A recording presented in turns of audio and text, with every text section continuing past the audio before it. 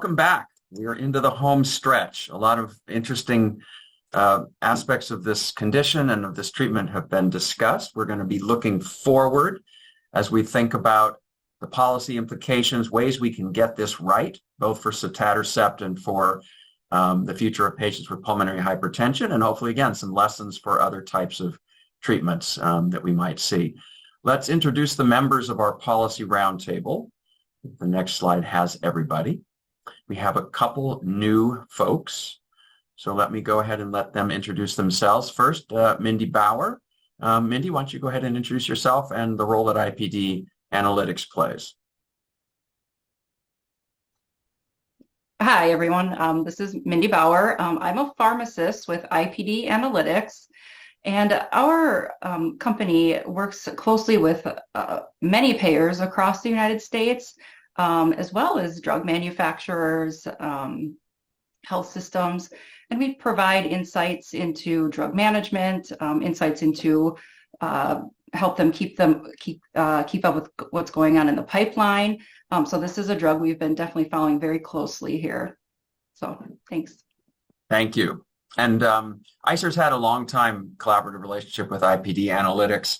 And one of the reasons that we love to have them on our policy roundtables is because I think of you guys as industry whisperers. You are able to hear a lot of what's going on out there. You've seen a lot of what's gone out there in other similar situations.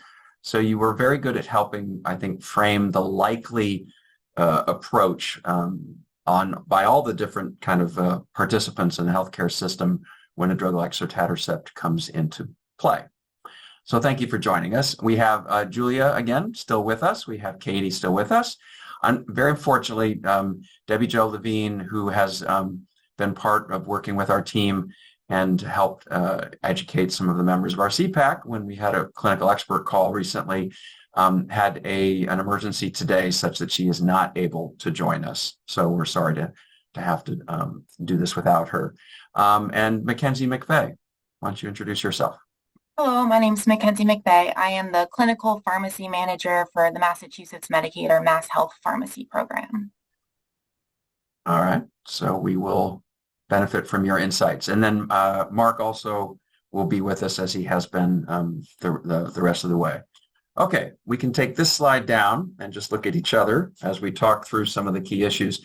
I'm just as a broad overview here, I'm going to try to talk about general aspects of kind of the landscape and what's going to happen with sotatercept.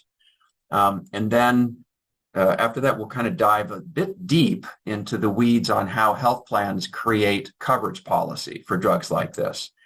What's the role, for instance, of the clinical trial eligibility criteria when it comes to what a health insurer will say is covered or not covered? We will talk about the pricing and payment options. Very unfortunately, Merck decided not to participate in the policy roundtable. That is an option that is rarely taken, but some companies in the run-up to FDA consideration for a variety of reasons may opt not to participate. So we will lose the ability to hear their perspective on some of the aspects of how it will be delivered and how it will be paid for, options around that. And we will regret that, but we will do the best we can. And then we will talk also towards the back end about research agenda and just broader lessons going forward so that we can frame some of those recommendations for the external world.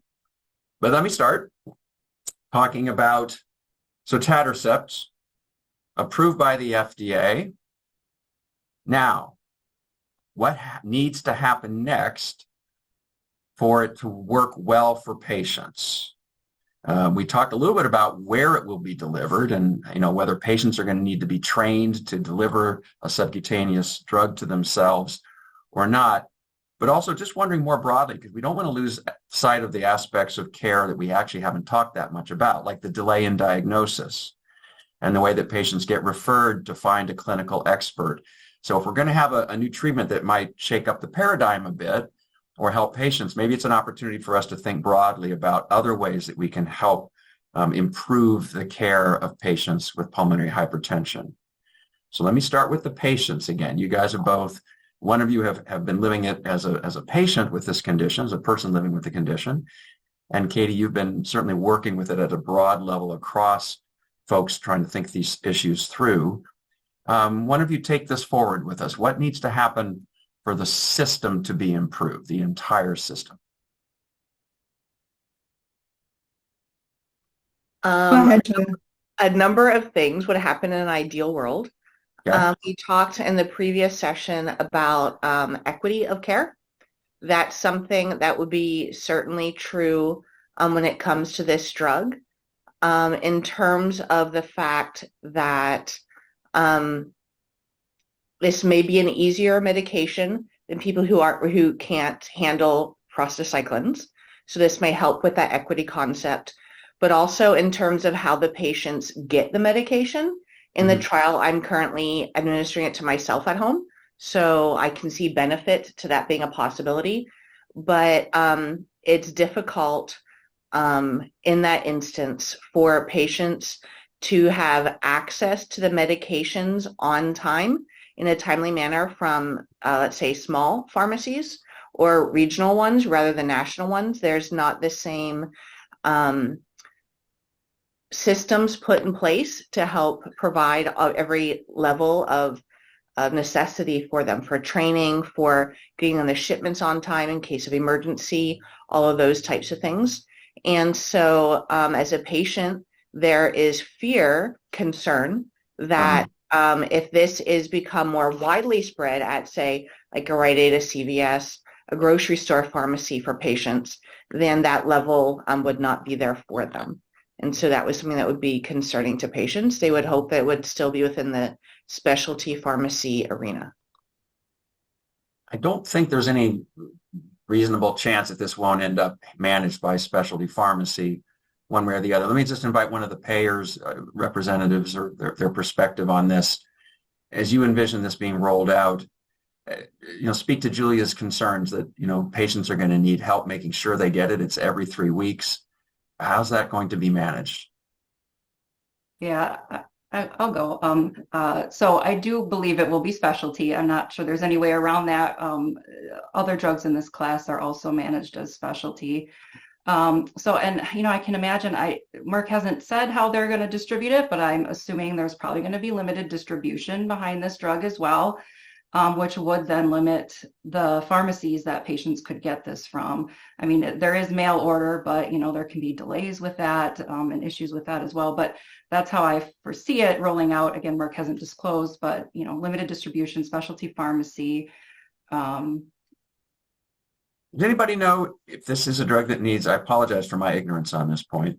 I know the ICER team will probably know, but is this a drug that needs special handling? Does it need special refrigeration? Is it, if you leave it out for 2 hours on the countertop, do you have to throw it away? I mean, how hard is this going to be to use? Julia, you probably know this. My current protocol within the trial is it must be refrigerated. You pull it out for 5 minutes prior to mixing it. And then you let it sit, or a half hour prior to mixing, and then you let it sit. But it needs to be refrigerated. Right. So to your point, and I'm glad you mentioned equity again, because that's actually one of the major elements that we hope to address in this very first section of the roundtable.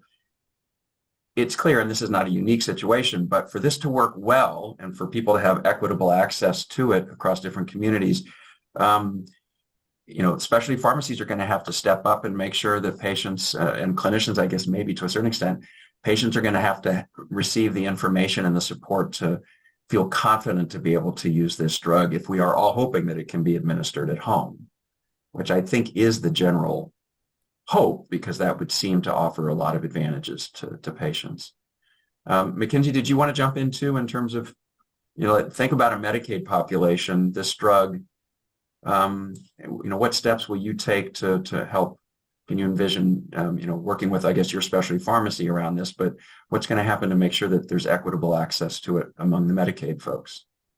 Sure. So, as Mindy mentioned, I would assume that the manufacturer would partner with a limited distribution channel for this drug.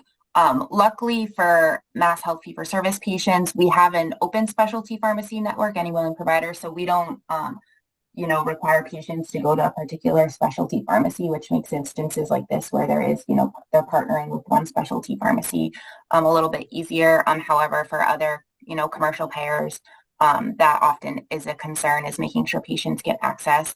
And then to Julia's point about refrigeration, from the Medicaid perspective, that's also relying that the patient at home has a working refrigerator that's at the certain temperature that the product needs to be stored. And then on the flip side, one concern that we hear often is if this were to be given, even initially in a provider's office, there's always concern with buy and bill and the physician office having to store that product. Now that it has to be refrigerated, it takes up refrigeration space.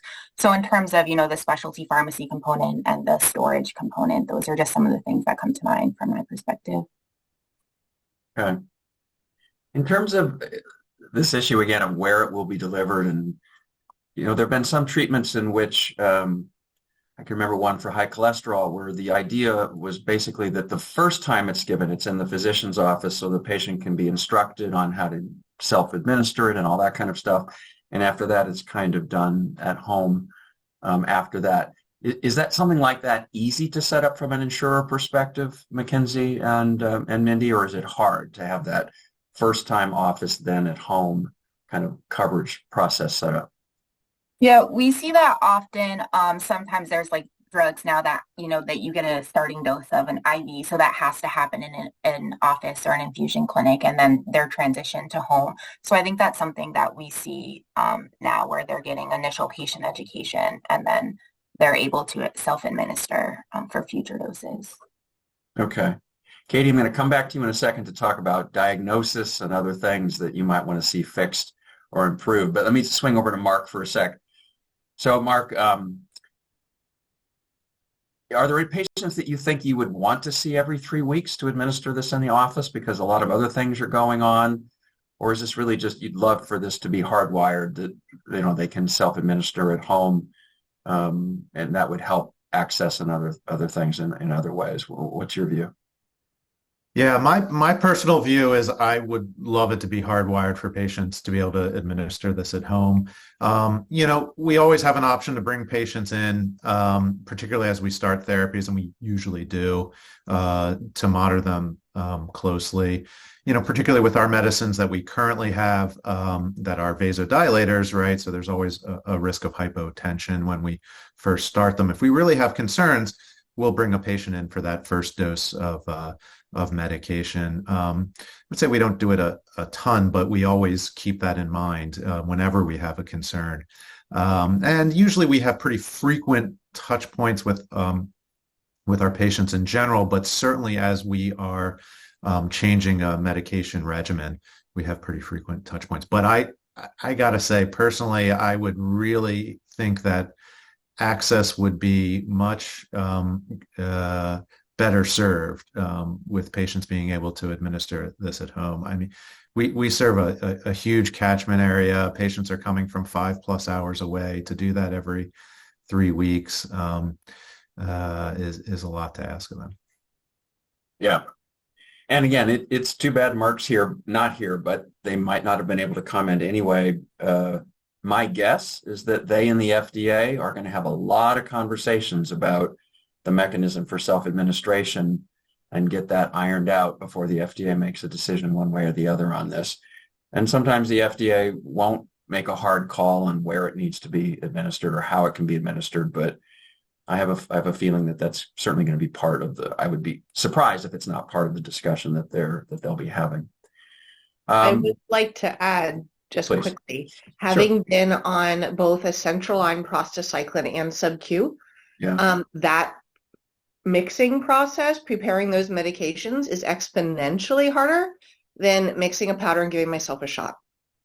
And so if the one can be done at home, then from a patient perspective, this is so much easier.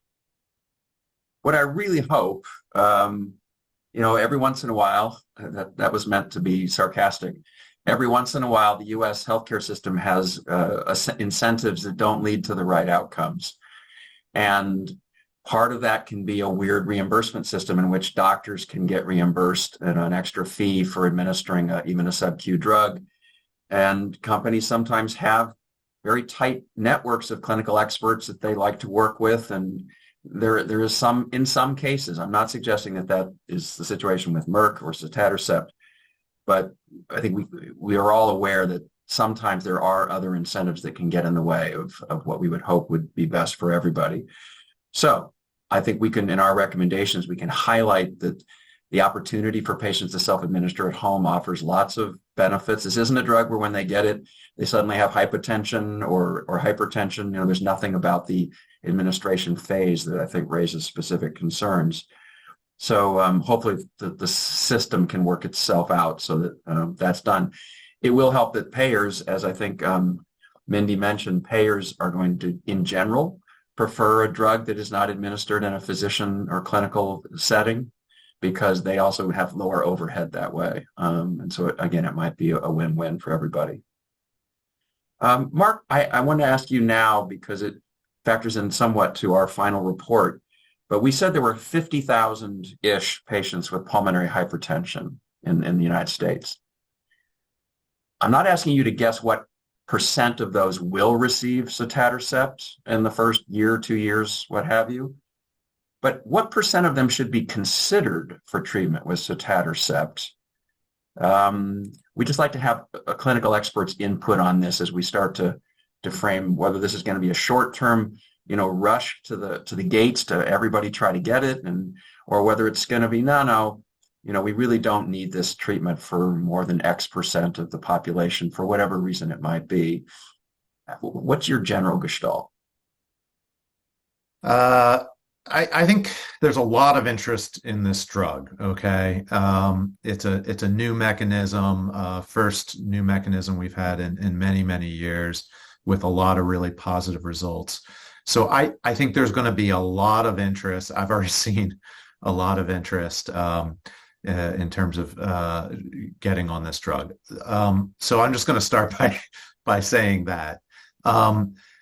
If we look at the data that we have, it should be used as at least to start with the data that we have. If we follow the how Stellar has gone, patients should be on some initial therapeutic regimen, which in large case is combination therapy with a PDE5 inhibitor and an endothelin receptor antagonist. Then if we go by our treatment guidelines at this point, we should, be frequently reevaluating patients in terms of their risk score and treating to a low risk category. And if patients don't achieve a low risk category, we should be adding on therapy.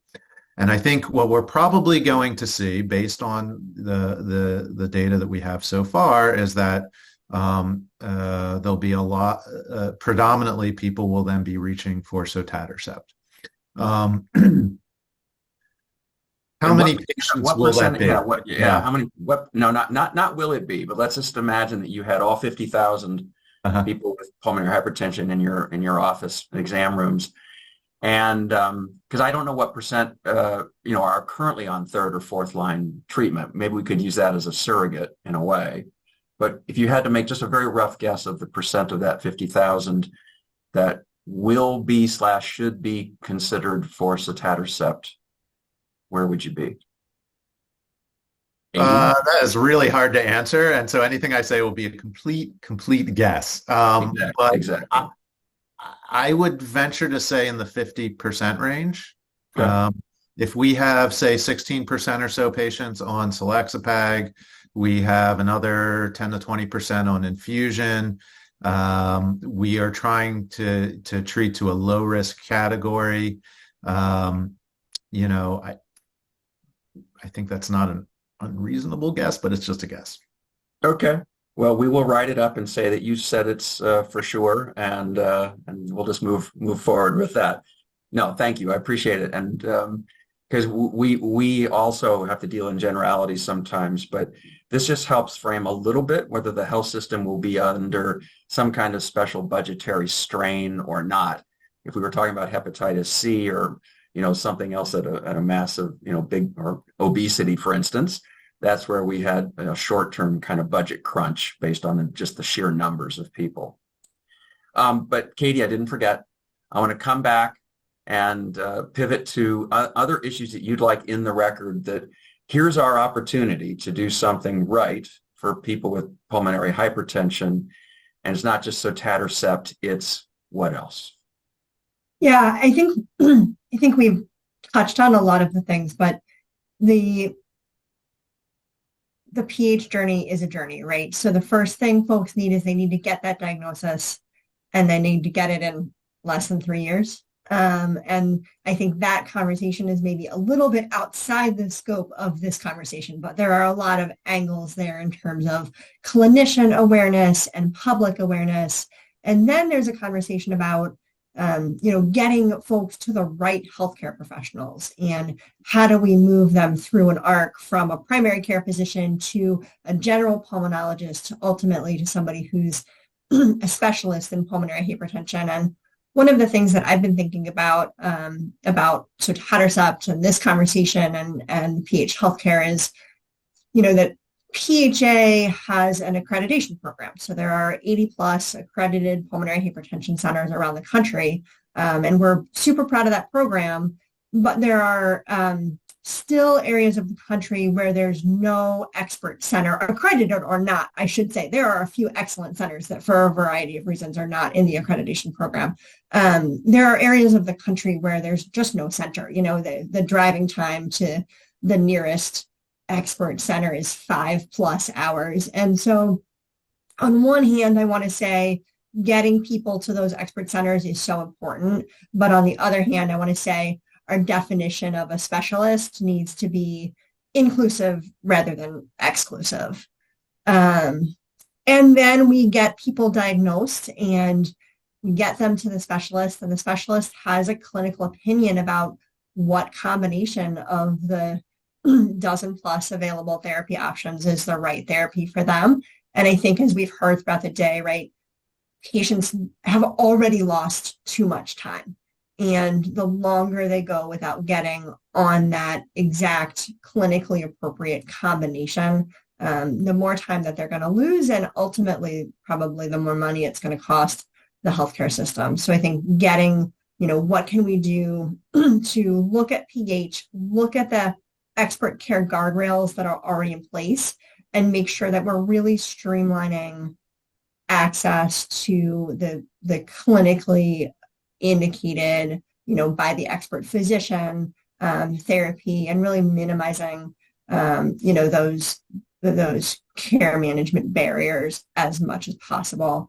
And then I think, Julie spoke very eloquently to both this sort of financial and physical barriers to getting the medication. So how do we make sure that whether it's from a market price perspective or just from a cost, out-of-pocket cost as a barrier to care, how do we make sure that there are financial assistance programs available and accessible to patients to make sure that out-of-pocket cost doesn't become a final barrier, and then of course the physical delivery of the medication.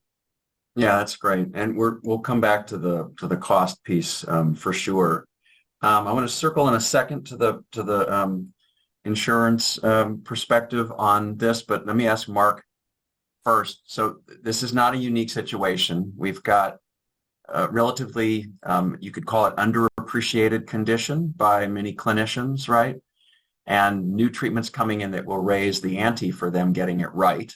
It's always been important, but it might be even more important. And so there are kind of two major approaches. One is to say these patients need to get funneled to a center of excellence.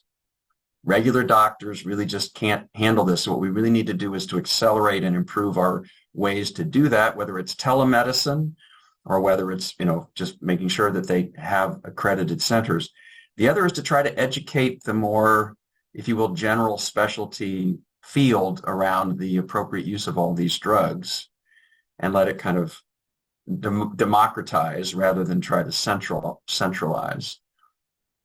I don't know, actually, from your perspective, if you were doing telemedicine with a doc somewhere else, can they send you a few like clinical parameters and you'll know what the right treatment is, or do you have to see them in the office and hear the story and listen to their lungs?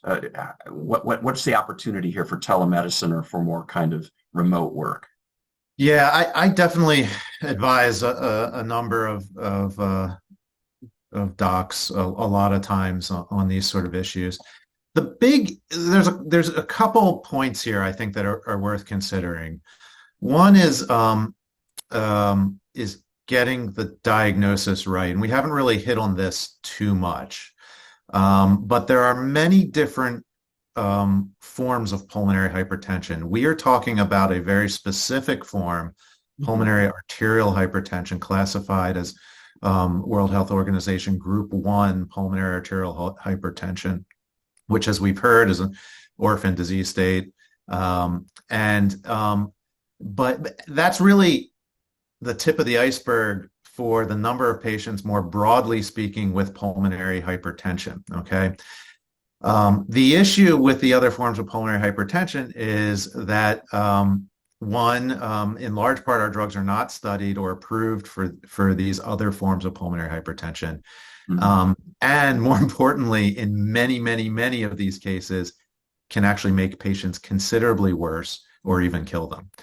So getting the diagnosis right is really important. And I think that is a lot of what I talk about with physicians a lot of times. Does that have to be done at an expert center? No, but you have to be able to do, in particular, the right heart catheterization and, get accurate numbers there to get the diagnosis. And that's really how we get the diagnosis, to know for sure that to classify a patient in terms of being able to treat them and help them versus hurt them. So that's a really important point where education and the centers of excellence and things come into play. The other point that I think is worth raising, and we've heard a little bit about this, is that, and I'll put it in perspective for a treatment center. Our expertise is not just treating patients, but it becomes all these other aspects that your group is bringing up in terms of medication access, right? It's expertise in dealing with the payers, in getting the authorizations, in dealing with the specialty pharmacies, in getting the medication to the patient. That requires a lot of man hours of work a lot of times. And so that's the other, I think, sometimes unrecognized expertise of treating centers. It's gotten better, I feel like, a little bit over the years, but it is still a major issue. And I see all the time, even at our center with a lot of expertise, gaps in patient care sometimes and getting medications. Thanks. So let me invite the payers. I'll call you payers. I know that's a term you may not enjoy, especially Mindy. You don't work for a payer, but you're supposed to be kind of playing one on TV in a sense. But as you've heard this discussion about, I guess you could call them some pulmonary arterial hypertension deserts where patients would have to drive a long way to an accredited center.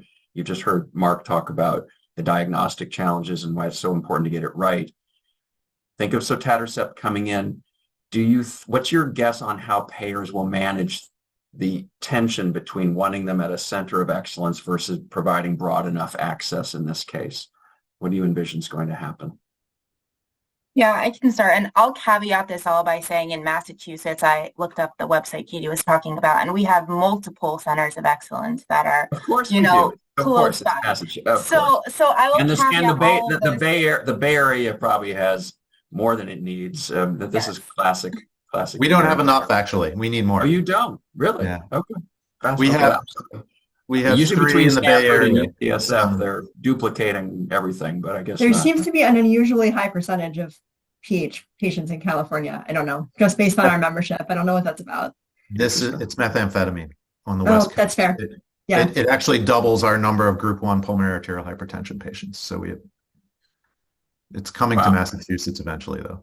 Oh, yeah, unfortunately, probably so. But I'm sorry to have made probably a bad joke to steer you off. Mackenzie, go ahead. Yeah, no worries. So yeah, that's my caveat. But in terms of specialist prescribing of this drug in general, for the other drugs for pulmonary arterial hypertension, we require a specialist either prescribing or a consult. And when we say specialist, it's really a pulmonologist and/or a cardiologist. So we're not looking for necessarily them to be within that center of excellence.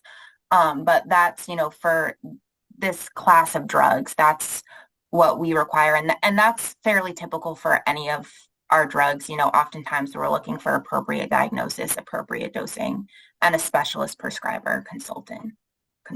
So I'm really raising this more as just a devil's advocate. Mm-hmm. So this is let's just assume it's $350,000 a year. Again, we don't know, and Mark said if you get the diagnosis wrong, these treatments, at least some of the other treatments, can be very dangerous. Is just requiring a cardiologist or a pulmonologist enough in this situation, or but again, I know you have to balance that off with, where patients are and who they can get to. So how do we all feel about that? Yeah, tension? and as I mentioned, a lot of our patients will be in close proximity, so they're likely getting treatment from one of those large academic meccas that we have. Is where the majority of our patients are being seen. Maybe if they're in the western part of the state, they'll have to travel in. But that was how we manage this class as a whole. I know Mark was going to say something in response to that. A quick question. When you say specialist, beyond pulmonologist, cardiologist, these are essentially just people that have done the REMS certification. Is that correct? So, which anyone can really do. So when I say specialist, it will vary based off of what the drug is. So for this case, it was, pulmonologist, cardiologist, but if it was for a different disease state, it would have to be a specialist for that disease state. Not necessarily, I think you were getting at, certified at one of these centers of excellence. Right. Not a center of excellence. And then in large part, you have to have gone through the REMS training, which anyone can do, but yeah, not a center. So Mark, you sound a little bit more worried. Let me invite Mindy to think about, maybe, because Mackenzie obviously represents a state Medicaid program. What are you going to think the big nationals are going to do with this question of centers of excellence? Yeah, so, we review a lot of payer policies and try to keep up with all the changes that are going on, over time. And we have not seen policies specifically require a center of excellence. As Mackenzie said, it's a specialist or in consultation, because payers do want access, but yet they want to make sure the diagnosis is correct. So I have not seen criteria that have not included, so meaning they all include a requirement for a diagnosis with a right heart cath. So that right there might limit it to certain centers of excellence, which is probably appropriate, since we can do harm to patients if we give them a drug and it's not the right diagnosis here. So yeah, so we've, so that might help, but yeah, we haven't seen payers restricting it. You must go to a center of excellence. I'm in a state of Wisconsin, and my state, most of this area of the state is more than an hour away. Most places are 2, 3, 4, 5 hours away from centers of excellence here. So we have some desert areas for sure.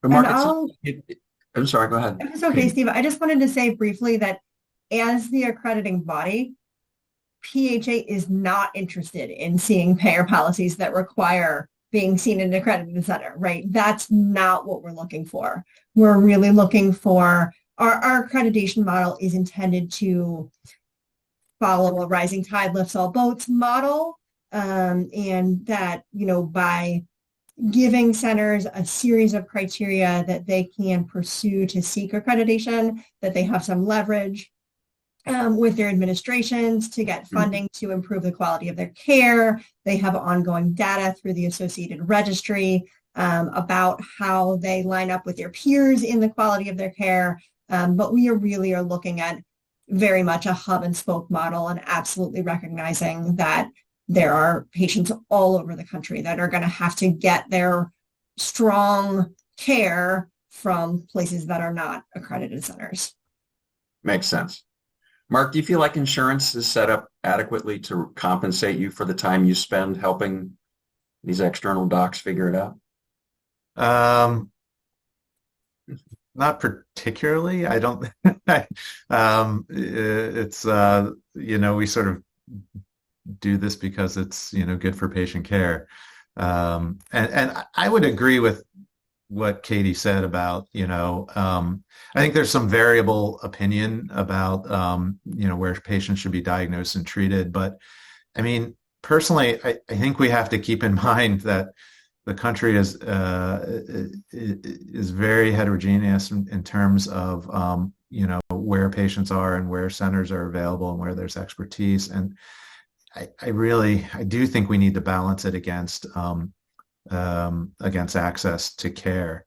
And I'll point out that I feel like this is a bit different than the European system, which is driving the guidelines right now, the treatment guidelines, where it's more or less mandated to and more or less set up in a hub and spoke center, right? So, for example, France, socialized medicine, and everyone gets sent into Paris pretty much. There's some advantages there and disadvantages, but I don't think it's the reality of our system in the U.S. And I think we need to acknowledge that and acknowledge that may represent differences in treatment modalities. All right, thank you. We can come back later and talk about the French healthcare system and whether it's socialized or not. I think Napoleon had everything come to Paris too, but we can address that later. But we might come back to talk about guidelines because, well, heck, let's do it now. So just as a general statement, anytime a new drug comes out that might, again, have a large impact on the paradigm of care, make a major impact, health plans look to guidelines. They Google, they go to the Specialty Society website, and they say, what's the role in therapy? Do we have to cover it? Do we have to use it first? And they will look for clinical advice on this. Now, traditionally, specialty societies have been loath to to be very clear about that. They would like everything to be available for everybody so that individual clinicians can do the kind of artistic work of putting the pieces together in the individual patient's best interest. Right now, with sotatercept coming out, if a health plan goes to look for guidelines, say again, what will they find? And what would it, will there be anything about sotatercept? If it gets approved, how many months or years would they have to wait before sotatercept shows up in those guidelines? I guess, Mark, I'm coming back to you again, yeah? Yeah, sure. I do not want to monopolize the time for the other speakers. All right, we're gonna shift over to the insurance world very soon. So you're absolutely right. There's no place for an unapproved therapy yet in the guidelines, so it's not quite there yet. Having said that, this coming year is actually probably a good year in terms of this for pulmonary hypertension. Every 5 years is the World Symposium in Pulmonary Hypertension, and then guidelines usually follow swiftly after that. The World Symposium is the end of June this year, and I think this timing is fortuitous, I think, for this discussion of this drug, because we'll have a decision probably from FDA before then, and only a few months maybe before then. So this is going to be moving quite quickly, I think. And so I think we'll see this work its way into the World Symposium, which provides recommendations, and then I think from there we will see at least probably some amendment to guidelines to recognize the data that's there. Great. If I saw Julia. Yes, Julia, go ahead. I might tack on to that. From a patient perspective, this is something that's come up time and time again as a concern, the guidelines and the payers. Mm-hmm. The current standard gold standard of care is 2 or 3 treatments. If this gets tacked on as a 4th treatment, there's a lot of concern, will insurance companies choose to pay for it? Because that's not the current guideline. And so this is something that is of definite concern for patients. Well, that is a great segue into our talking about insurance. When they sit down at a desk to write their insurance coverage, what will it look like? How will they frame it?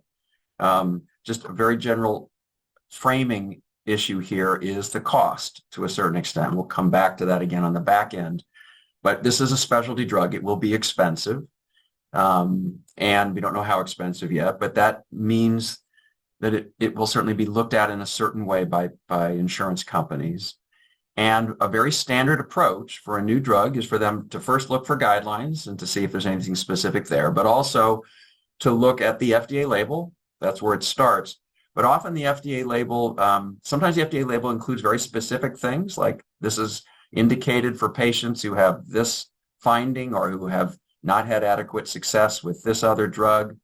And sometimes the FDA label just says, this is a treatment for adults with pulmonary arterial hypertension, maybe of certain, functional classes or something like that. And that leaves insurers a lot of questions. And they usually go to the clinical trials and often say, well, our best approach now is to take the clinical trial eligibility criteria and say, these are the criteria you have to meet in order to have insurance coverage. So, they will likely talk to some clinical experts, but it's often kind of a cut and paste from a combination of the FDA label and or the clinical trial criteria. So I kind of wanted to walk through those criteria as they would apply to a kind of a standard insurance coverage policy and get your feedback, both, I guess, Mark again, too, and the insurers on how we think this is going to play out and whether there are some recommendations we can make about how to do this as well as possible. One of the basic issues, though, is going to be, do patients have to somehow, fail? We don't like to use that term, but do they have to have not had adequate response to prior treatment and document some kind of declining function in order to get this treatment? If they're on the dual therapy, the first-line therapy, if you will, do they have to somehow have advancing symptoms or some other problem in order to qualify for sotatercept? The clinical trial said that patients were all on stable doses of background therapy and diuretics. So I'm just curious, let me start with the insurers right now. Let's assume, for the sake of just, if you think it influences your thinking, that this drug is going to be around $300,000, $350,000 a year. Do you think that insurers are going to consider any kind of step therapy here?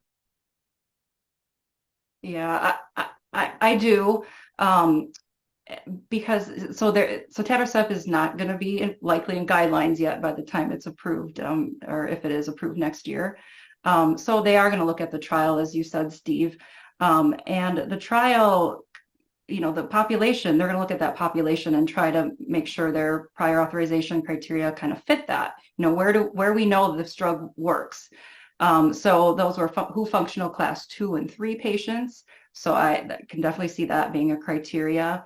And I do think this would be the criteria, whether the drug was $100,000 a year or if it's $500,000 a year. We want to make sure we're getting the right population where we know it works. And so since we only have the clinical trials to go off of likely at the time when this is a decision is made, the other thing we'll look at is in the trial would be, the percentage of patients that were included. Now, patients could have 1 to 3 therapies for PAH specific therapies, that is.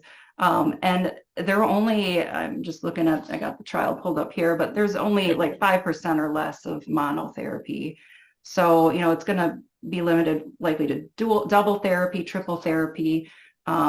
I don't think payers are going to require triple therapy just because there was such a large, there was a third of the patients were on dual therapy, and that kind of fits nicely in the guidelines where I could see them stepping through a PDE5 inhibitor and an ERA or endothelin receptor antagonist. So I do think that will be in a lot of payers' policies.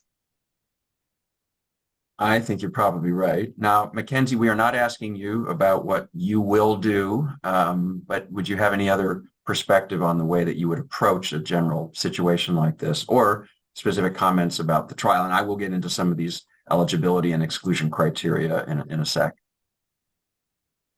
Yeah, I echo what Mindy said. I guess I can add something to the comment that you made, Steve, about the word that we don't like to use, the fail therapy. And when the patient representatives were speaking earlier, they were talking a lot about adverse reaction. So I just wanted to clarify that it's not that they have to try and then progress on the therapy. We often account for if they are having inadequate response, so not performing as well as they should be expected to respond to that therapy, or they're having some significant adverse reactions that would no longer make them a candidate for that therapy. So I just wanted to clarify that as well. So do you think though, I'm sorry, who was Mindy? Sorry, that was me. Yeah, I was going to add one thing. I do think the management's going to be similar, whether it's 100,000 versus like 400,000 or 500,000 or 300,000 of this drug. But I think one thing that will stand out maybe with this drug compared to others because of its potential high costs would be that they're probably going to limit it to the age as well. You kind of see in this group of drugs, the therapies we have now for PAH, sometimes they don't enforce that age maximum or minimum because peds really doesn't, there's a lack of therapies studied in peds.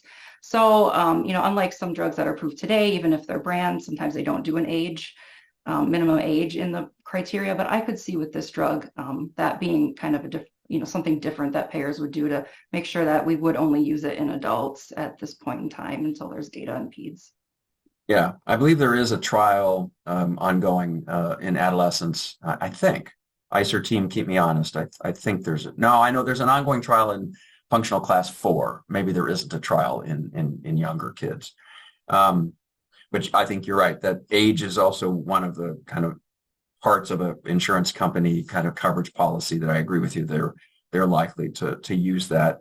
Now, Mark, I'm going to kind of circle back and forth between you and the insurance folks to again kind of reality test some of the criteria and whether they make sense to put in an insurance coverage policy. So again, if they follow the general approach, it would be to say that patients need to be on quote unquote stable doses of background therapy and diuretics. Now, an insurance company could define what stable dose of background therapy means. Does that mean 6 months of the same dose on 2 treatments? Does it mean 3 treatments? The big issue here is that it would mean that a patient could not get sotatercept first.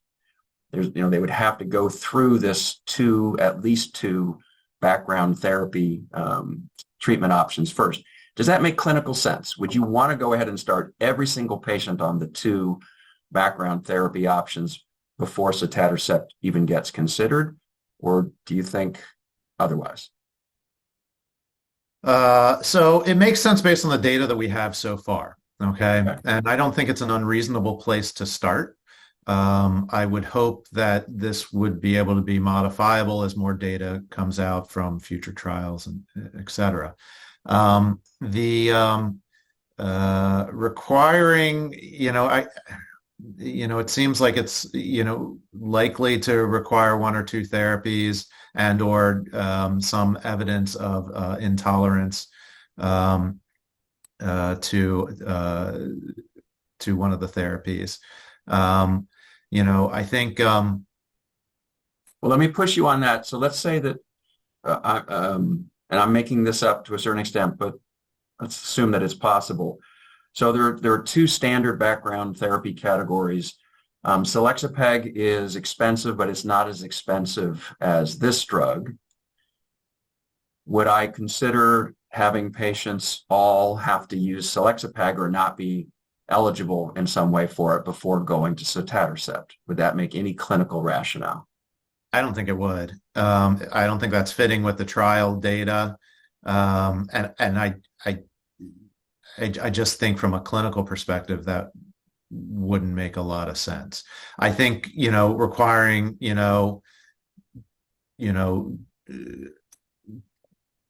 dual combination therapy, or sort of at least dual combination therapy, which is PDE5 and ERA, or evidence that that a patient's intolerant for one reason or another, is not an unreasonable, at least, place to begin right now, based on the data that we have.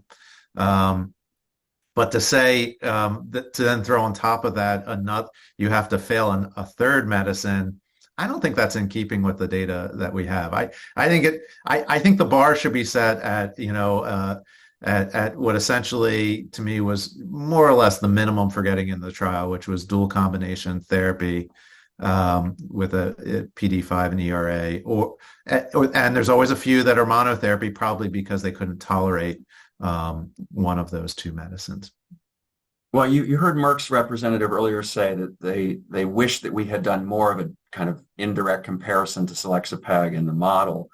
I think they may also be thinking about the possibility that, kind of a pharmacy and therapeutics committee is sometimes asked specifically, is there adequate evidence to demonstrate that this new drug is better than any other drug that we could use for third-line therapy here?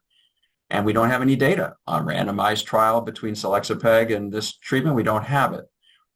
And so there might still be, I think, and I'll ask Mindy if she thinks, there might be some who would question whether they will think of using another third-line treatment as a step to get to this drug if it is much more expensive than they are.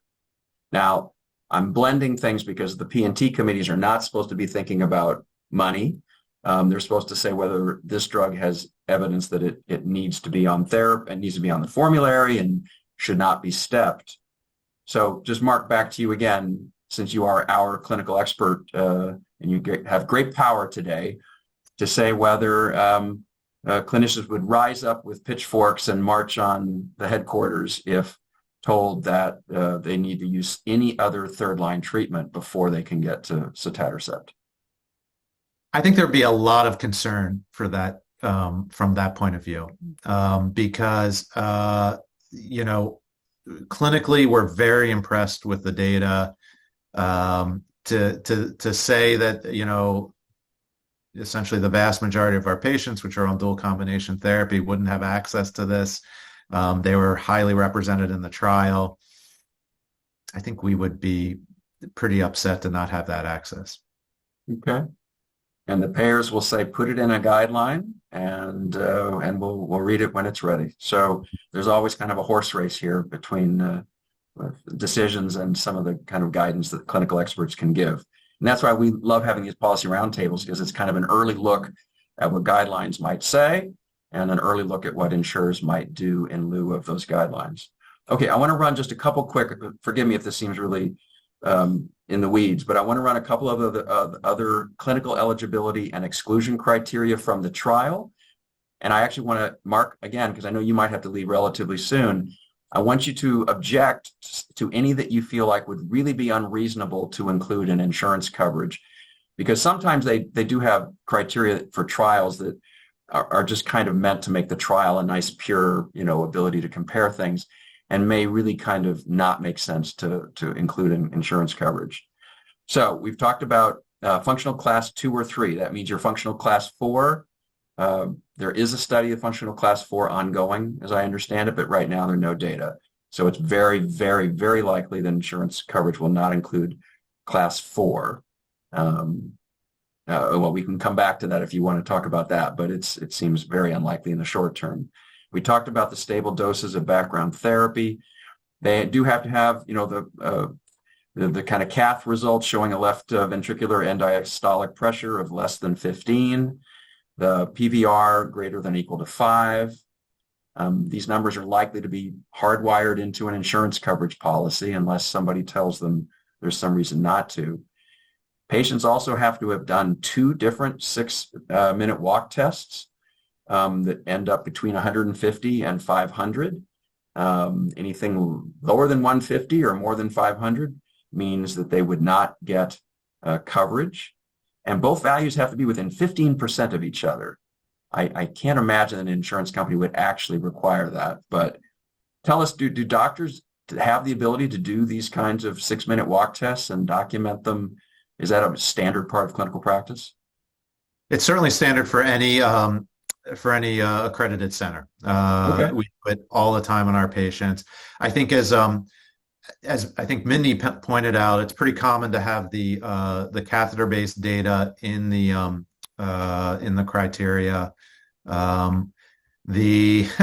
Except that the PVR of 5 or greater, which is what the trial, or at least Pulsar required, the Stellar as well. But for Stellar was a historic one, right? Of greater. That's this is a point where when we design the clinical trials, there's always a debate on this, and because the higher the markers of disease, the better signal you can get, and therefore better power for the trials. And these are always tough to enroll in, and so we always have that debate when we set up the trials about where to do that, where to set that bar for inclusion. I don't think I've seen to date any insurers require a PVR of 5. I've seen for sure the a mean PA pressure greater than 25 and a pulmonary wedge pressure or LV end diastolic pressure of 15 or less. I haven't seen it the mark set for a PVR. I have sort of mixed feelings about that, but I think there hopefully we would get more data in the near future regarding that. I forgot the other points right now, but no, that's fine. I think you're covering them pretty well.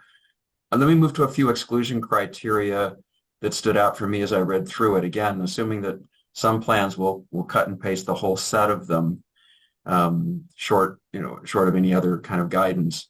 But so HIV-associated PAH was excluded from the trial, and so would likely be excluded from coverage. Is that going to raise some major issues for clinical experts? I don't like to see a patient group within WHO Group 1 disease excluded. Having said this, I think well, this is tough. It's tough, isn't it? Because the people noted that the effectiveness of the drug does seem to vary across the different etiological subgroups in the study as it is, and I guess HIV wasn't even in the study at all. So yeah.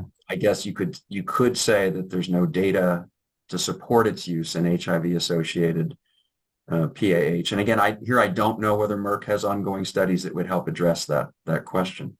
Yeah, I will say that patients with HIV that develop pulmonary arterial hypertension, their pulmonary hypertension behaves as any other group 1 pulmonary hypertension patient. The numbers of those patients out there, maybe that's a factor in terms of clinical trial enrollment or other issues in terms of outcomes. But tough situation. It seems to be that we're really slicing pretty thin here at this point. Mindy or Mackenzie, your thoughts again based on the way this usually works. This type of question of a group that was excluded from the clinical trial, but clinical experts say their disease seems to behave pretty much like other groups, and wouldn't we all hate to think that we're excluding people with a particular type of PAH for the wrong reasons? But what do you think is likely to happen? Mindy, let me start with you, perhaps.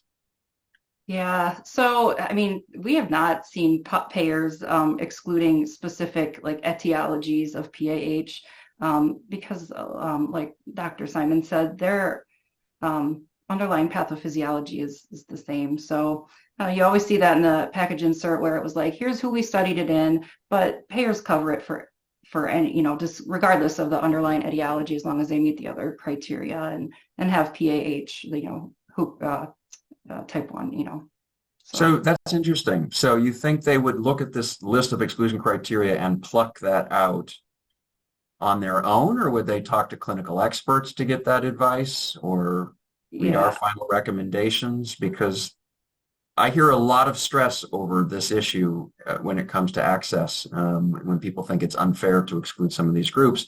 But plans will sometimes shrug their shoulders and say, it's expensive. We don't know if it works in this subgroup, and we're doing our job by not covering it for everybody unless there's data. Mm-hmm. Yeah, I mean, today we haven't seen a lot of, payers be plucking that out and saying we're not going to cover it for these certain, etiologies. Okay. And I don't think payers are going to pull it out on their own. Obviously, there's a lot of experience with all the other drugs that are available for this disease state. with management of them, and they're expensive, 100, 200,000, some of them. So, but I think with this drug, as well as previous ones, they're going to really rely on their their experts. They're going to lean on them, especially with this being a new mechanism of action, Right. and not a vasodilator like the rest of them. They're going to rely heavily on their expert input with this drug. Right. Mackenzie, anything you'd like to add?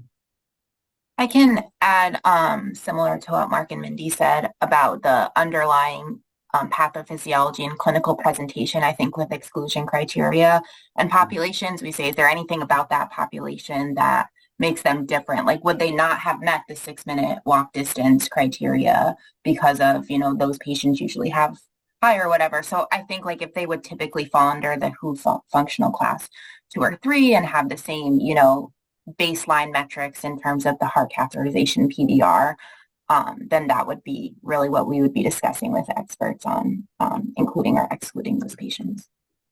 Well, again, I wish Merck were here. They probably wouldn't know or be able to say that clearly, but I don't know why they excluded that group from the trial. It raises some questions in their minds. Maybe they didn't think that the etiology was similar enough to show that their drug worked, but it will raise questions, I know, for some P&T committees. Mark, a couple others before we move on to some other issues.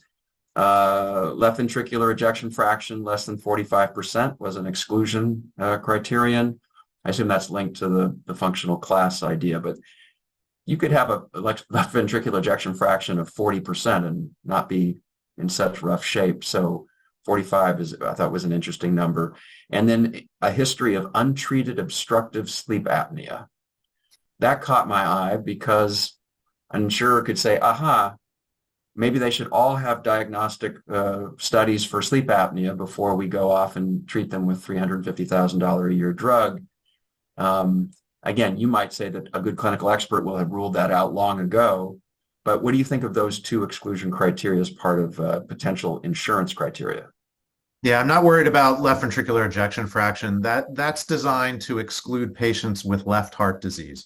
And that is sort of goes along with a high left ventricular end diastolic pressure. And those are not group 1 pulmonary arterial hypertension patients. So I think that's fine.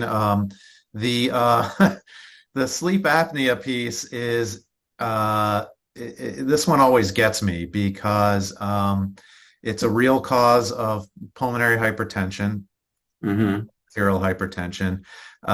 Even when it's treated, we generally need to still treat the pulmonary arterial hypertension. And in this current era, there are a ridiculous number of barriers for getting the testing and the CPAP machines at this point for patients. This is along the lines of issues with getting patients appropriate oxygen therapy too. We heard some of this from patients. This is a real big problem right now in our country in particular. So I guess we could recommend that people not require any diagnostic workup for sleep apnea, or not require that it be untreated, or something else. I mean, the intent here was probably, I'm guessing, again, to because you're right. I mean, actually, the most explicit case of pulmonary hypertension that I saw in practice long ago was associated with sleep apnea, and the treatment had to be done for both at the same time. So is there a positive way to work this into insurance coverage so that it's to patients' benefit? Would it just be a front end thing where a doctor should check that they've been evaluated for sleep apnea as part of the insurance coverage criteria instead of having it as an exclusion criterion like this? It's part of the recommended workup for pulmonary arterial hypertension. And that's part of what's recommended. It's in guidelines. It's what we should be doing. I would advocate that it should not be part of any criteria for drug access. All right. Mindy or Mackenzie, any thoughts on that? Again, this is listed as an explicit exclusion criterion from the pivotal trial. Yeah, I would just agree with Mark that if it's a part of the differential diagnosis that providers would be using, it kind of falls under like we're confirming that they have PAH before, as step one of the criteria. So we assume that differential diagnosis have typically already been, ruled out. Okay. So while we're fixing the world in the way that we would like it to be, what would we do about oxygen therapy?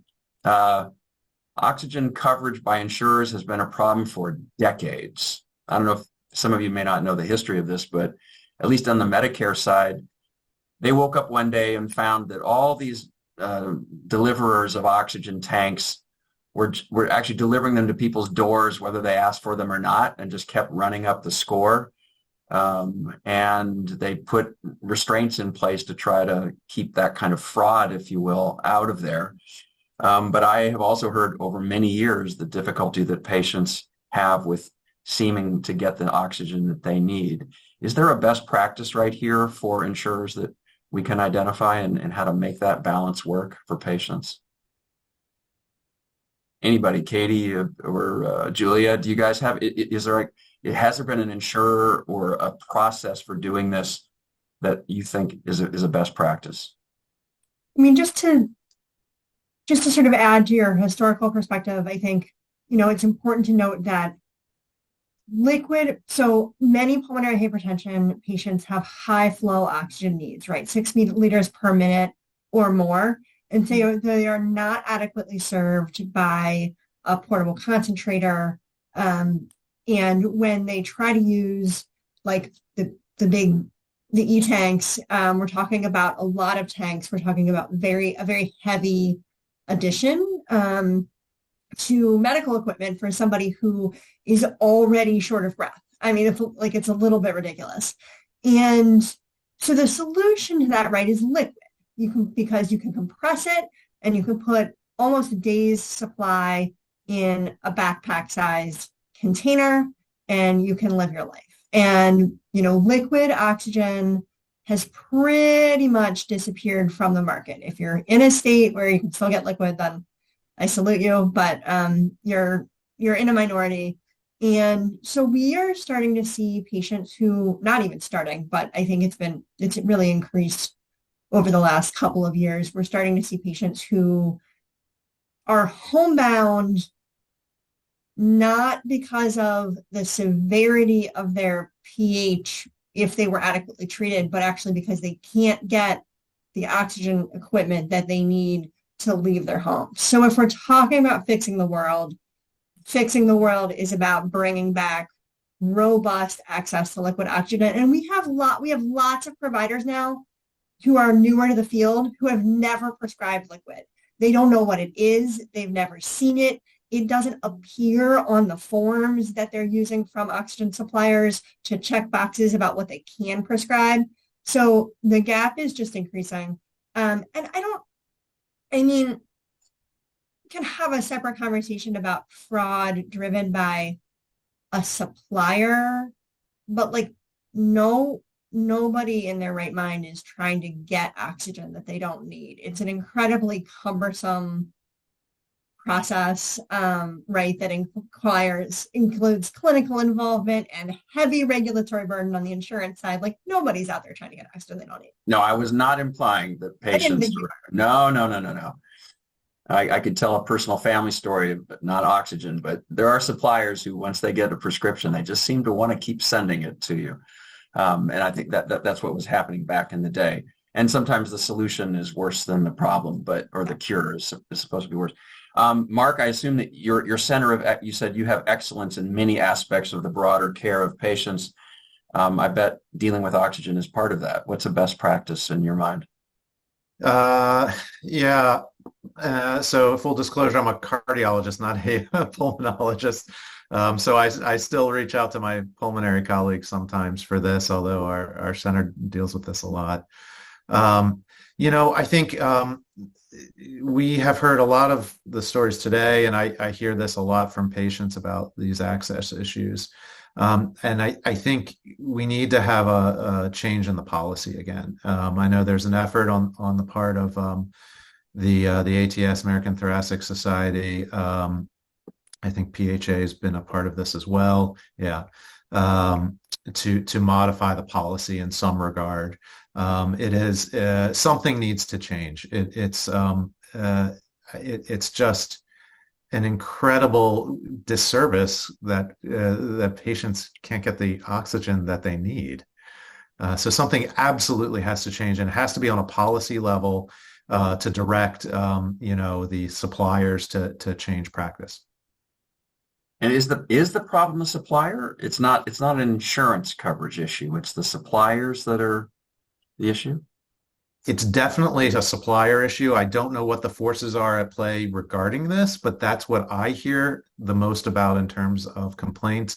I'm sure there are other issues in insurance. I think at the CMS level, if I understand the issue correctly, oxygen modalities are reimbursed similarly. So suppliers are getting a similar reimbursement, whether they're providing an oxygen concentrator or liquid, but liquid has a much higher cost because it has to be delivered to the home.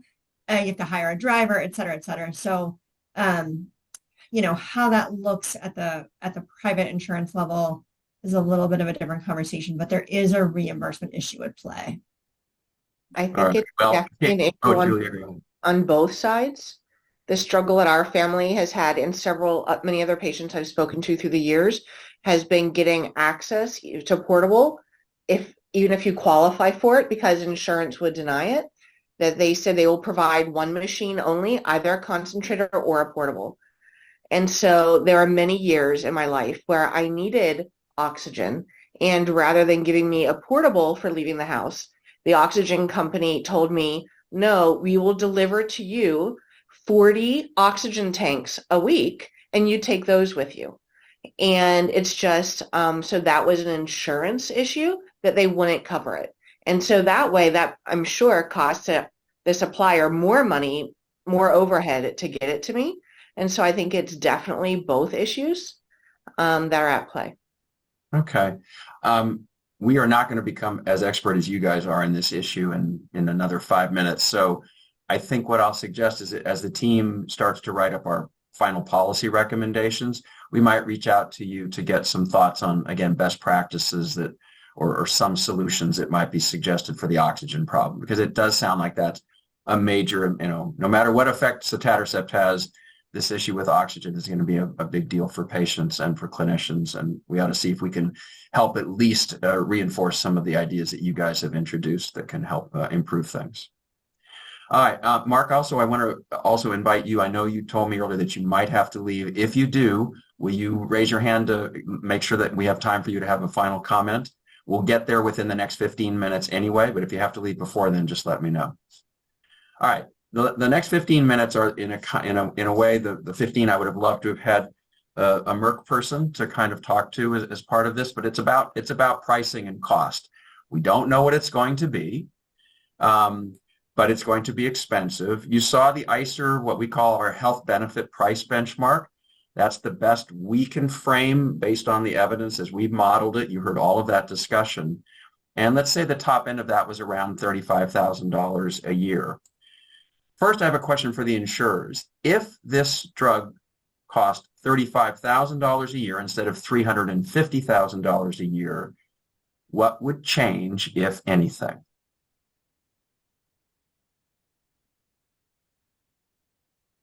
That's a great question, Steve. Insurers want to make sure that you're treating the right patient, that the drug is going to work for the patient, that it's safe, regardless of what it costs. I'm trying to think what would change. If we don't know if the drug is going to be approved as provider administered only, or if it will be able to be self-administered, right away, maybe that'll come later. Hopefully it comes later if it doesn't come right away. But at 35,000, maybe they wouldn't implement white bagging. I could see white bagging being popular among payers that do that, that have that kind of a policy, and that this drug would be one that would be added where the patient, the pharmacy would send it to the provider's office for administration. That way they can still cover it under the pharmacy benefit. They can cover it under pharmacy versus medical benefit and things like that. So I could see that being a difference for sure. Now, let me just introduce, you can call it a conspiracy theory or just experience. But we've had some payers here say, look, we talk about the clinical stuff first. That's what happens at the P&T committee. But then there's a second phase in which the cost comes into play. And part of the way it comes into play is how rigorous, tough, difficult, choose your own adjective, we are with the prior auth criteria. And I see a treatment like this with language in the, in the clinical trial data around stable dosing and, no history of untreated obstructive sleep apnea. And I think if you want to make that more difficult, you can. You could make it really hard to document it.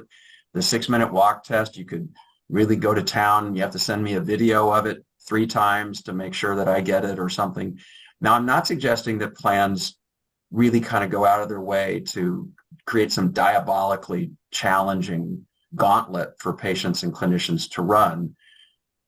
But I want to hypothesize that the difference between 350,000 and 35,000 would have an influence on access for patients, that it would be easier if it were at 35K. Of course, it would be, in some ways, it could be less out of pocket for them. We'll get to that, but that it would have some other knock-on effects. Mackenzie, is that a fair hypothesis? So when I was thinking through that, I'm thinking less so about the initial access to treatment. So of course, we want to make sure, as Mindy said, it's clinically appropriate. And if it's medically necessary, we're not trying to put in unnecessary blockers to stop patients from getting access to those. It's more so, I was thinking of like the recertification process, like how are we going to monitor those patients more long-term to ensure that given the price tag of this, they're still receiving benefit from the drug to continue on that therapy. Yeah, we haven't actually talked about the continuation kind of aspects. It would be very hard to do here because in some ways you're slowing their decline. They might get better, but they might be gaining benefit even if they're getting worse slowly, because without the drug, they might be getting worse more rapidly. So in this situation, I think it'd be very hard for a clinician to sometimes even know whether the patient is actually benefiting from the treatment or not. So they'll probably keep using it as long as it doesn't have any side effects. Mm-hmm. But you're right. That is another way in which the cost, the price can have an effect on coverage. Steve, I've had a little more time to think now too. I think another thing that would be different if the drug was like 35,000 would be payers' use of copay accumulator programs. I don't think it would have such a target on its back to have that sort of a program for this drug if it was that low of a cost. So for those that aren't familiar, just quickly, an accumulator program is a program that players implement to try to combat or make up for the copay assistance that drug manufacturers provide. Looking at other drugs in this class and looking at just, every new drug approved seems to have a coupon nowadays. So assuming that sotatercept would have like a $0 or $5 copay like many of the other drugs in the class. And so what copay accumulators do is they don't allow the money that the drug manufacturer contributes towards the patient's out-of-pocket cost, whether that be their copay, coinsurance deductible, maximum out-of-pocket. Those dollars do not contribute to the patient's max on any of those or their copay. So they kind of call it double dipping, where the manufacturer has to, the manufacturer is paying for the patient's out-of-pocket cost, but then once those dollars run out, because there's only a certain dollar amount manufacturers provide through these copay cards, then the patient is all of a sudden hit with a surprise saying, no, you still have to meet your deductible and copay, and none of this counted towards your out-of-pocket max. So might be a target of those programs if it's expensive, but maybe not so much if it's 35,000, for example. Julia, let me invite you. This Mark needed to say something or wanted to. I was going to ask Julia, because you talked earlier about your out-of-pocket was an astronomical amount, and I assume you have some kind of cap on an annualized basis, at least, so that you didn't have to pay all of that. But I could be wrong. But we can do the math. Sometimes private health insurance will cover drugs at this level with either a 20% coinsurance rate or a 50% up to 50% coinsurance rate. Either one of those numbers is going to be, big. But obviously, if you're at 35,000, you're going to be very differently affected than at 350,000. Do you have any personal thoughts on the relative impact on patients of a big price swing like that? Yes, thank you. My particular circumstance, we had a 20% coinsurance, and that's why we had such a large amount. And some of it counted as pharmacy benefits, some as medical. And so that was a hurdle that we had to face as a family. But with different insurances we've had throughout the years, this is our 5th insurance now I've had since PH, and all were through my husband's jobs. It seemed that the biggest difference to me didn't seem to be the dollar amount of the drug. It seemed to be the time period during my diagnosis. The first number of years I was diagnosed, insurance companies seemed to pay more toward it. And I never had a co-insurance on my pharmacy benefits until the last couple of years. That never showed up on any of the ones we had before. And so I think it's part of it is a different paradigm that the companies are using to make up for the huge expenses that are happening. But beyond that, I've had friends with this disease who, for example, were on Medicare, and a lot of these drugs are covered under Medicare, but they've received letters in the mail in years past saying that these medications are too expensive. We are stopping coverage. They stopped receiving the medication, and within a month they had died. And like personal friends I knew in the flesh, I talked to. And so the access to care and the insurance coverage of the disease, of the medications, has been a long-term issue. There's just so many different aspects to it, depending on how one gets the medication or the access to the copay cards or the assistance programs that open up. We have more assistance available. Oh, and in 36 minutes, it's sold out for the year. Everyone else, good luck finding your funds for next month's shipment. And so there's just layer upon layer of complexity in making sure that in our first world country, people have access to medication that is proven may help them. Well said. I'm also so sorry for just hearing that again, just triggers a lot of thoughts on how hard it can be to have a chronic illness. And with costs at that scale, the different systems that are put in place to try to make it more, I guess, prudent, but it creates barriers at the same time.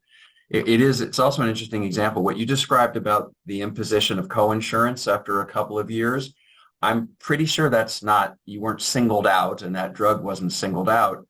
But that's one of the manifestations of kind of that comment I made at the beginning of the meeting, where the rising costs for everybody has led employers to adopt these co-insurance approaches, because some of them, and I have talked to them, they say, look, the only way I can afford health insurance for my employees is to go with a new approach to covering drugs that includes co-insurance, because that keeps my overall premiums down. But of course, it just makes people with those specific conditions that need very expensive drugs to pay more, especially if they can't get the assistance from the companies. So it's a really nasty web in which patients are caught up in, that we're all caught up in, because as the costs go up, we all are part of insurance systems that are using co-insurance and copay accumulators much more often. So I guess the best recommendation we can make is that, and of course this is an ICER mantra, but if the price can be aligned better to the added benefit to patients, we do think that will create enough incentives for long-term innovation while making it more affordable, and will reduce the kinds of programs like co-insurance and accumulators that we're all grappling with. I would also just highlight that I did some simple, quick back of the envelope math. And Mark, based on your very precise estimate of 25,000 patients in the US that would be considered for using sotatercept, if you priced it at $40,000 a year, you have a blockbuster drug at $1 billion a year. And this is a chronic treatment that will be used, maybe for the rest of these patients' lives. So we would hope that that's enough incentive to generate new innovation, new drug development, trials, all that we need. And as David Wren said earlier, I'm not sure that a price, just because it's an orphan disease and because it's a good drug, we need to have a price in the 300s to make the whole system work. Personal view. With that, let me turn it over to you guys. I would love to invite each of you to have a final statement, and that can be anything at all. Sometimes I suggest make a request. Now's your chance. If you wanted insurers to do something different, or the manufacturer to do something different, or clinicians to do something different that would make the world a better place going forward, what would that be? Or just hit the theme that you want us to have ringing in our ears at the end of the day one more time. I do ask if it's kind of a game here. If you can do it in one sentence with a strategically placed comma or even a semicolon, you get extra credit. So we're going to let the patients go last, and I'll start with the payers because they sometimes have requests or their own thoughts, obviously, as well. So Mindy, let me start with you. What do you think would be your final thought about today's meeting and what we can do best going forward? Well, I really hope Mark listens to this and doesn't price it at $300,000 or $400,000 and does price it where the value is with the evidence we have today. And this will be an exciting area to watch. It is exciting that this new therapy is coming. And so we'll be watching it. Thank you. Thank you very much, Mindy. Mackenzie. I'll say, as I stated earlier, we want to make sure that the appropriate patients are getting access to this treatment. And so, from my perspective, and one thing we didn't get to talk about much today was we, will likely be looking for opportunities for contracting with the manufacturer, whether that be additional rebate dollars or outcomes-based payment agreements in order to ensure that, all of the Mass Health members that we serve are able to get access at, being fiscally responsible. Great. Thank you very much. Mark, I'm so glad you were able to stay with us the whole time. What would you like to say?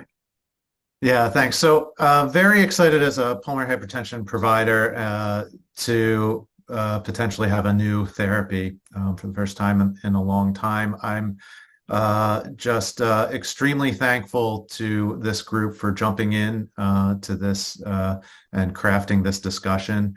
And hopefully this will be a benefit to our patients in terms of cost and access to care.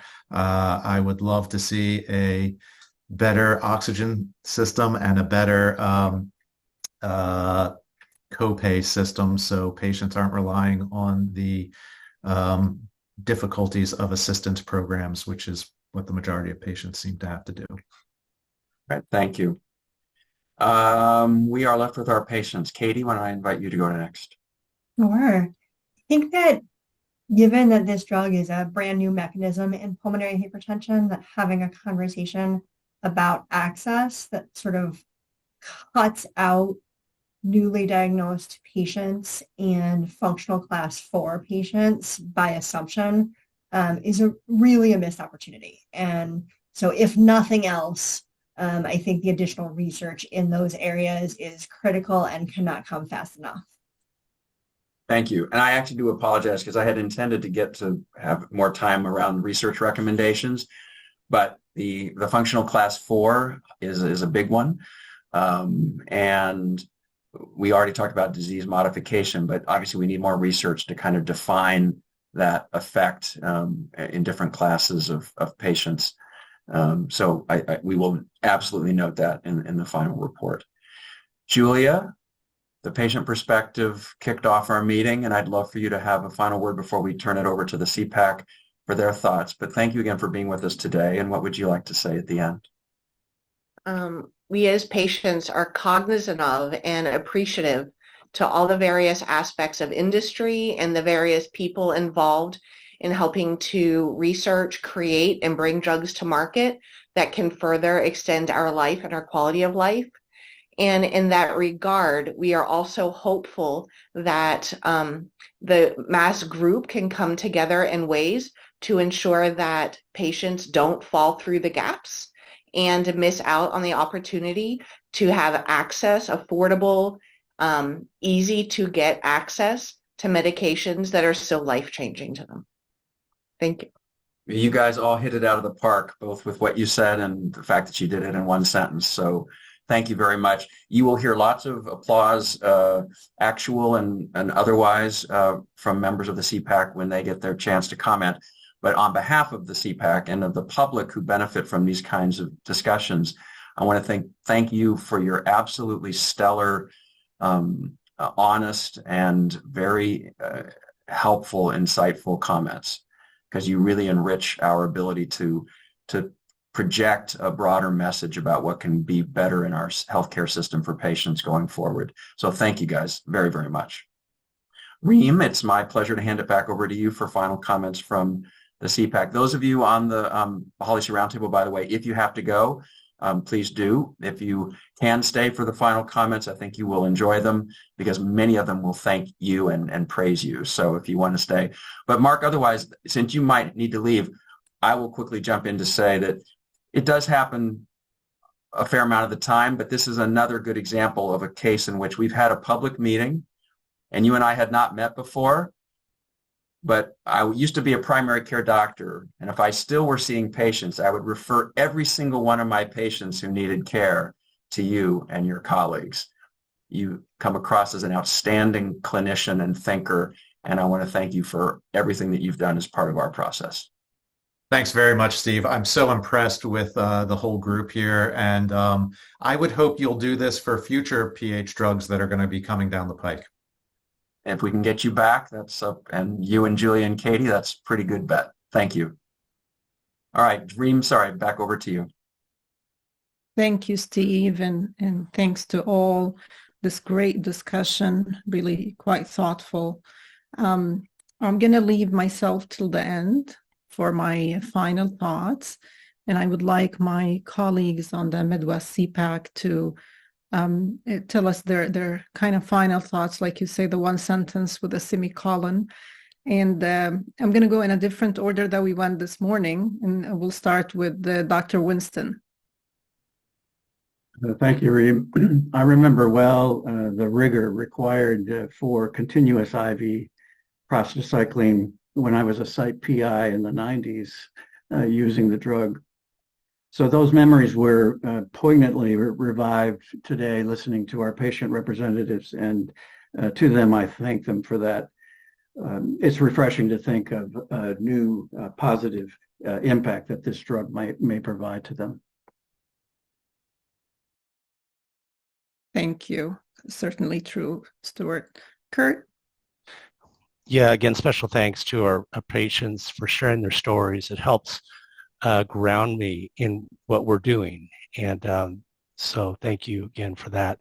Thank you to ICER for excellent reports, very thorough reports, and on a complex disease, but very helpful, very informative. And I'll just end by saying access is obviously a really big deal, not just for this drug, but many others that treat this condition. Thank you. Thanks, Kurt. Can't agree more. Bradley? Well, I'd like to thank ICER. I'm always learning. Until this call, I did not know what a copay accumulator was, but now I know what that is. And I think if I was a person with PH or had a relative, I would be encouraged. I mean, this drug looks like it's going to shake up things. I'm on a lot of things and review a lot of high-cost drugs for our institution, and a lot of times we're just hoping to maintain. And now we're talking about non-adjacent transitions in a Markov model, which is the fact of even discussing that is really remarkable. But I do think in the modeling, I think this is going to be an area where we're going to have to let the data curate a little bit. The manufacturer's model is wildly different from the ICER model. I think the truth may lie somewhere in between, and that's going to have a really big impact on kind of a benchmark price. I think there's so much uncertainty on the long-term extension of this. Thank you for allowing me to be part of it. Thank you, Bradley. Jill? Yeah, thank you, ICER, for doing this topic and for finding such great panelists, patients. Thank you for your insightful and passionate testimony today.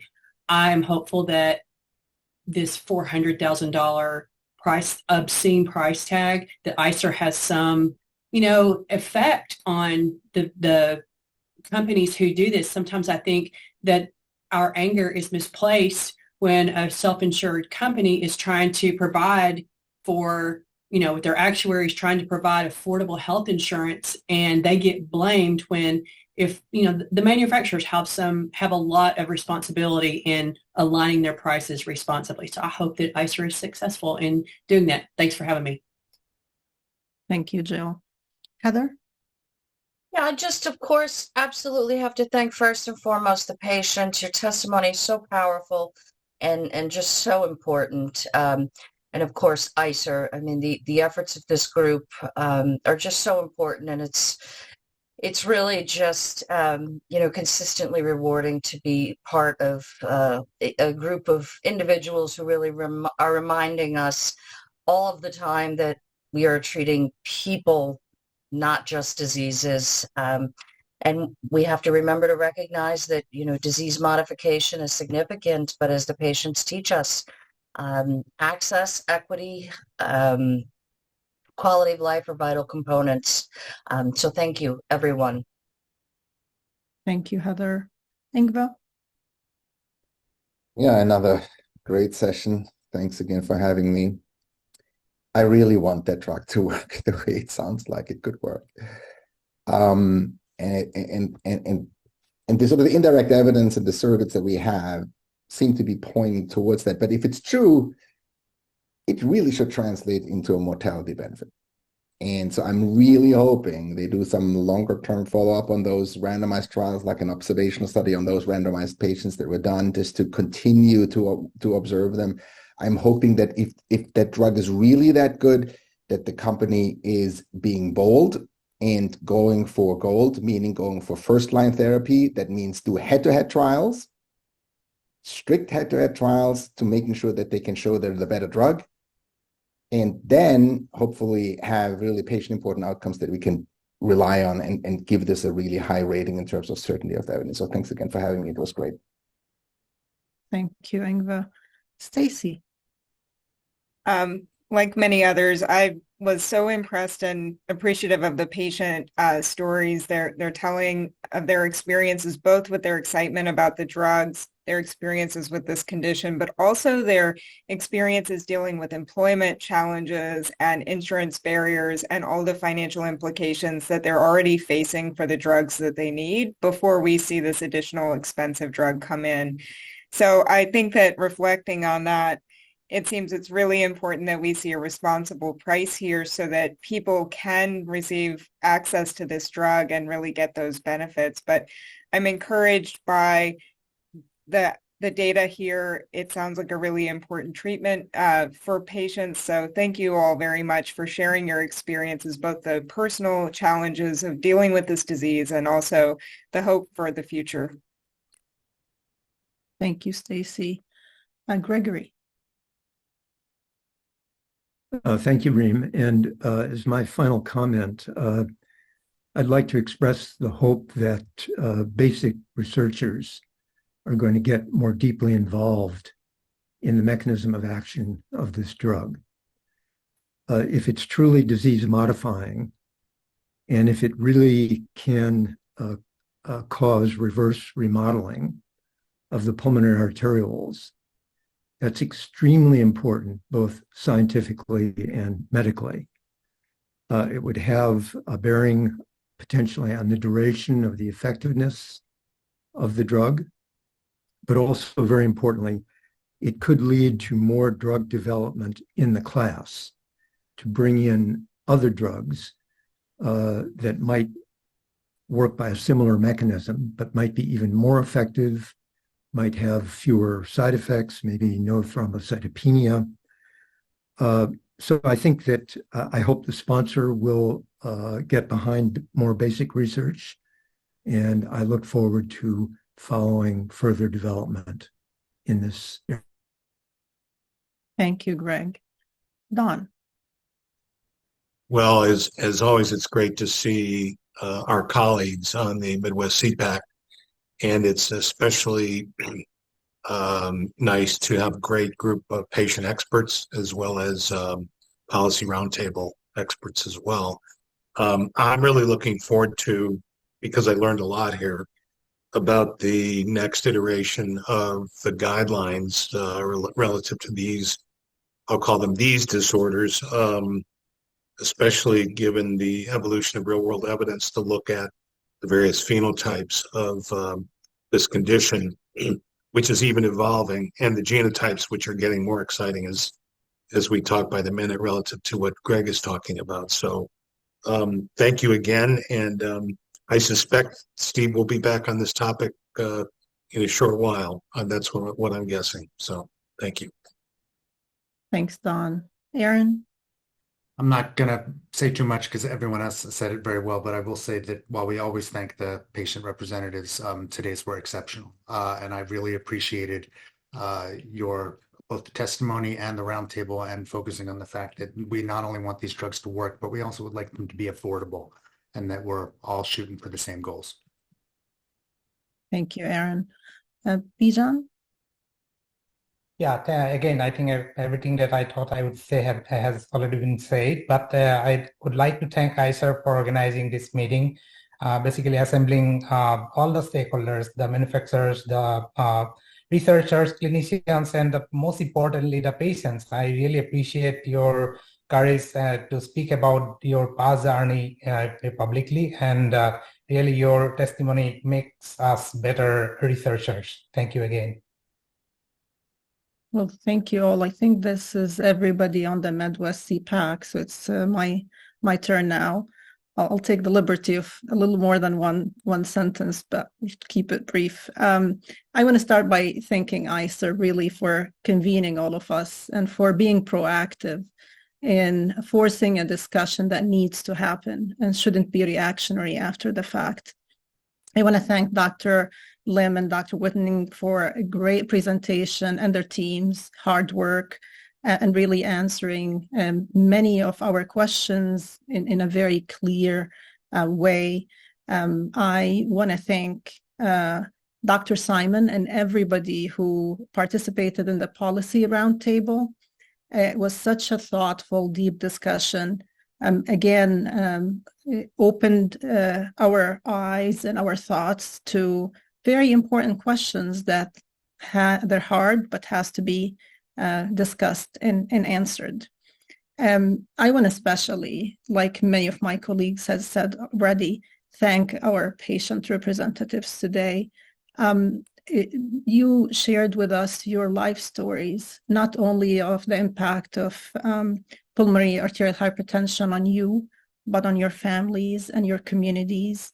And what you all have been doing is just remarkable. There's really no words to describe it. And the fact that you were here to share with all of us is so much appreciated and certainly has changed, I would say, not only the depth, but how we all think about this. I want to thank all my colleagues and friends on the Midwest CEPAC for your thoughtfulness as usual and for your willingness to think aloud and make the world hear what is going in our minds, which are very important factors into furthering this discussion. And if I kind of want to end, I would say that the only thing in my mind that is worse than not having new treatments and new therapies that not only improve the quantity and quality of care, but actually gives hope to the patient community is having patients not be able to access these treatments, to know that there is something out there that could help me, but I can't get to it. So we all should work in every capacity we have to make sure that that doesn't happen. And with that, I will end by thanking you, Steve, again for wonderful moderation and really, really thoughtful discussion, and give it back to you. Thanks. Oh, thank you, Reem. That was a lovely coda to the day. And I agree with every piece of it. I think I was asking Katie at one point for best practices and coverage for oxygen. I would just say that the best practice among those that I saw today was the way that you and Julia represented your community and helped inform this discussion. And I have a sense that you will show leadership, as you already have, going forward in a way that can be very, very influential. So the chance for us to augment that voice and to make it central to what we have to say going forward is a privilege. So thank you. Merck deserves a lot of credit. Remember I said at the beginning, we all have this sense of celebration when a new treatment like this becomes available. It's tempered by concerns, as we've talked about, in terms of access and other things, but there is real celebration in that. I want to give Merck and Acceleron, the company that they purchased that had done a lot of the early work on this drug, they deserve a lot of credit for bringing this opportunity forward. And with great power comes great responsibility. And we all hope that they can be part of that thinking, if not the dialogue today, part of the thinking, though, about how their pricing decision will have a major impact on the ability of patients to access this drug, and will also contribute a role model for others who might think of how they might also consider that balance between rewards to their shareholders and the ability for the health system to welcome and to keep affordable these kinds of treatments. So we have a lot of work to do. Actually, when we looked at a treatment for sickle cell disease a while ago, I heard one of the most important effects of that meeting was that insurers heard our discussion about coverage for pain that was not being managed well by insurers in a variety of ways. And I hope in a weird way, not a weird way perhaps, I hope in a real way that our discussion around oxygen today can be a corollary to that. But I hope that we have had a chance to listen and to contribute to a discussion that will help patients with pulmonary hypertension. And it would be a pleasure to come back to this topic if there's further innovation that we can be helpful in assessing. So thank you to the outstanding members of our Midwest CEPAC. Great questions, probing. You guys don't pull any punches, and we've appreciated your input on today's report. We will be framing our final recommendations as part of a final report that will come out after the holidays, but pretty soon, and yet before the FDA approval is expected later in the first quarter. But thank you all for all of those of you who have been watching today's meeting. And again, thank you to all of those of you who have participated today. All my best. Thank you. Thanks, everyone. Thank you very much.